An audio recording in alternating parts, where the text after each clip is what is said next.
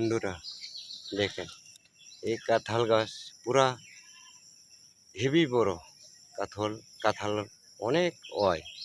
কাঁঠাল এখন চেক করতে দেখেছিলাম অনেক কাঁঠাল 10-12টা পাকিয়েছে। এখন নামানোর মতন তো একা তো নামান যাবে না, এই জন্য লুক লাগে।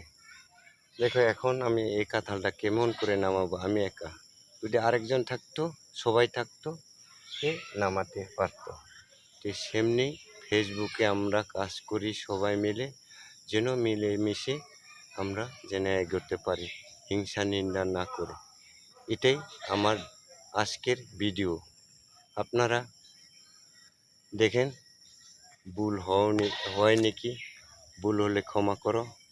আর এটাই আমার ধরে ফেসবুকের কাছে আজকে দেওয়ার আমার সিদ্ধান্ত করেছিলাম।